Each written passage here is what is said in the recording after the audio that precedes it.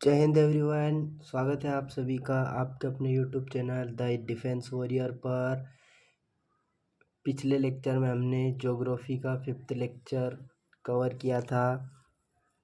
उसमें हमने difference between block mountain and fold mountain तक हमारा कवर हो गया था। इसी को हम आगे कंटिन्यू करेंगे। सेशन स्टार्ट करने से पहले चैनल को सब्सक्राइब करें, वीडियो को लाइक करें और दोस्तों में शेयर करें। इसी को हम आगे कंटिन्यू करेंगे। Difference between block mountain and fold mountain के बारे में। जो फोल्ड माउंटेन और ब्लॉक माउंटेन रहते हैं उन दोनों के बीच में हम डिफरेंस को जानेंगे। तो फोल्ड माउंटेन और block mountain. Fold mountain more height, block mountain least elevation.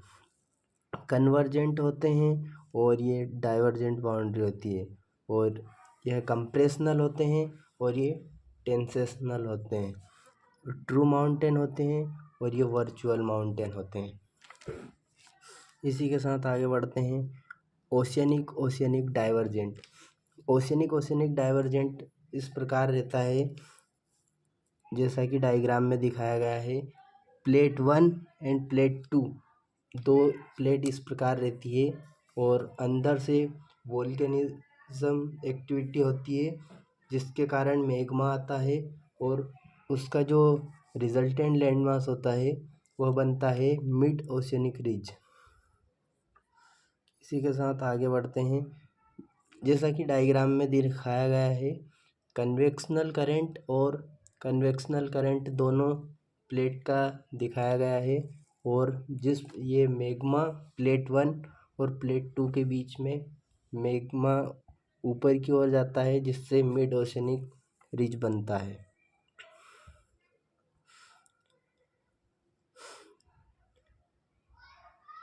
इसी को आगे कंटिन्यू करेंगे। ट्रांसफॉर्म बाउंड्री इस प्रकार होता है जैसे एक प्लेट ऊपर की ओर जाती है और एक प्लेट नीचे की ओर स्लाइड होती है, उसे हम ट्रांसफॉर्म बाउंड्री कहते हैं।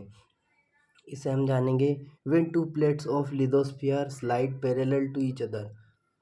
इसमें बताया है कि दो प्लेट स्लाइड होती है पैरेलली एक दूसरे के, उसे हम ट्रांसफॉर्म बाउंड्री कहते हैं। No new landform is formed, और यह एक ऐसी प्रोसेस है जिसमें कि नया लैंडफॉर्म नहीं बनता है। Only existing landform alter earthquake occur here, और यहाँ पर ही अर्थक्वेक आते हैं। उसके बाद हम जानेंगे रॉक्स के बारे में। Rocks is an aggregate of one और मोर मिनरल। रॉक वह है जो एक और एक से ज़्यादा मिनरल के बारे में बताता है।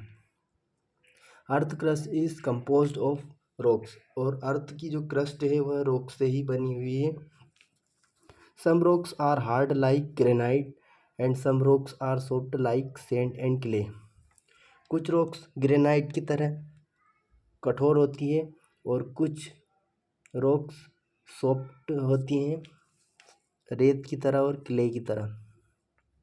Rocks are converted into soil as a result of pedogenesis, और जो रॉक की स्टडी करते हैं उसे पीडोजेनेसिस कहते हैं।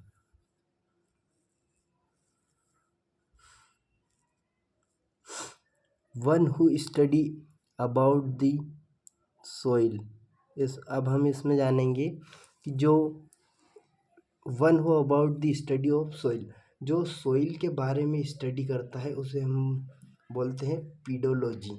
और जो study of soil is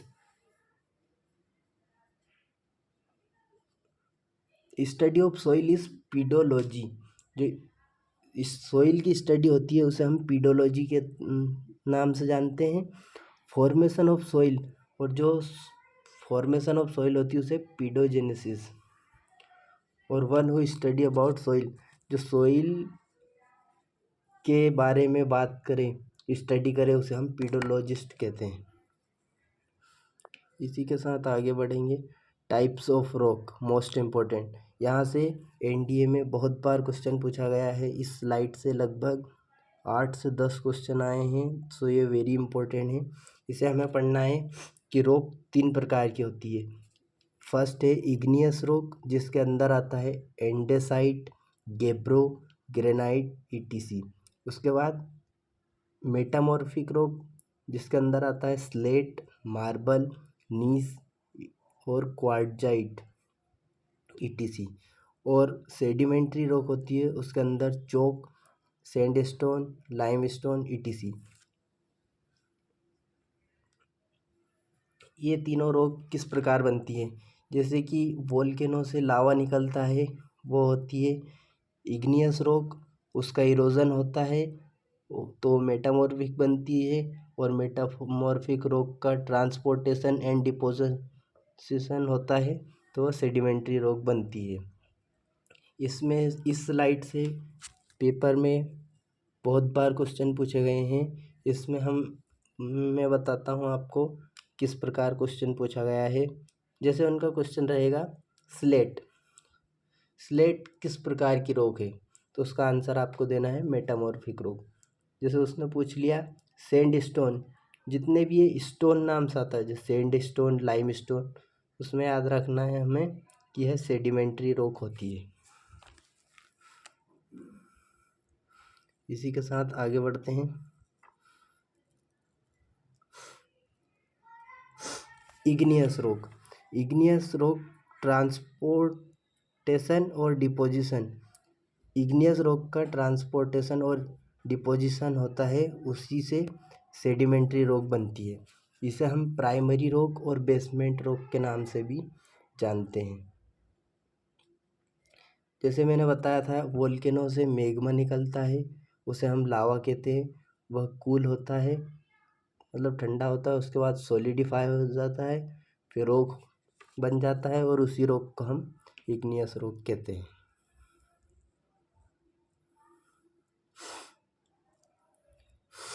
igneous रोग और sedimentary rock, high temperature, high pressure. Then metamorphic rock, जो इग्नियस रोग और सेडिमेंट्री रोग होती है, इनका हाई टेम्परेचर और हाई प्रेशर होता है मेटामॉर्फिक रोग से। अब हम करेंगे question practice. Which discontinuity present between mental and core. Mental और कोर के बीच में कौन सी डिसकंटिन्यूटी पाई जाती है? इसका उत्तर आप बताएंगे। इसका सही उत्तर है कॉनकॉर्ड गलत लिखा गया है, इसकी जगह आप कर लेंगे Conrad discontinuity. So right answer is option number A. उसके बाद what is the density of inner core, तो इसका सही उत्तर है डी 15 ग्राम। इनर कोर मतलब कि सबसे नीचे का पूछा है, तो सबसे नीचे की जो डेंसिटी है वह है 15 ग्राम पर centimetre cube. So option number D is the correct answer. उसके बाद polar fleeing force related to, polar fleeing force किससे रिलेटेड है? तो इसका आंसर है option number C, centrifugal force of the earth. So correct answer is option number C. The point inside the earth from where earthquake originate is called. तो हमने पढ़ा था कि जो इनसाइड अर्थ के इनसाइड होता है उसे हम क्या बोलते हैं? तो अर्थ के जो इनसाइड होता है उसे हम फोकस या हाइपोसेंटर कहते हैं। और अगर आउटसाइड पूछता तो उसे हम क्या बोलते हैं? इपीसेंटर, जो कि एनडीए में पूछा गया है। Which one of the following planet rotate east to west. इनमें से ऐसा कौन सा प्लानिट है जो ईस्ट टू वेस्ट घूमता है? तो ईस्ट टू वेस्ट घूमने वाला है वीनस। और अगर इसी में अगर अर्थ का पूछता तो हमारी अर्थ घूमती है west to east. Which one of the following sedimentary rock is originally formed. ये एनडीए का पीवाईक्यू है। जैसे मैंने बताया था कि वो पूछेंगे सेडिमेंट्री रॉक इनमें से कौन सी है, तो आप बताएं इनमें से सेडिमेंट्री रॉक कौन सी है, इसे आप बताएं कमेंट बॉक्स में। उसके बाद जियोमॉर्फिक प्रोसेस, अर्थ मूवमेंट। तो जियोमॉर्फिक प्रोसेस, जियो मतलब अर्थ और मॉर्फिक मतलब मॉडिफिकेशन। तो ये दो प्रकार का होता है, एक एंडोजेनिक और एक एक्सोजेनिक। जो एक्सटीरियर में होता है उसे हम एक्सोजेनिक कहते हैं, और जो इंटीरियर में होता है उसे हम एंडोजेनिक कहते हैं।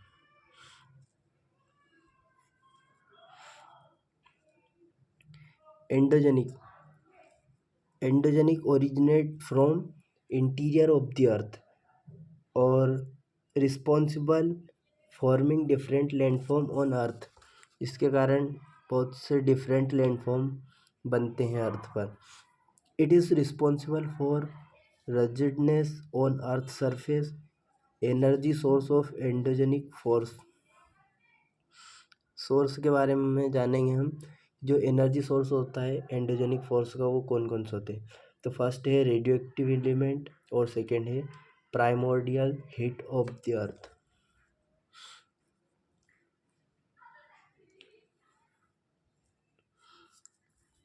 उसके बाद है एंडोजेनिक।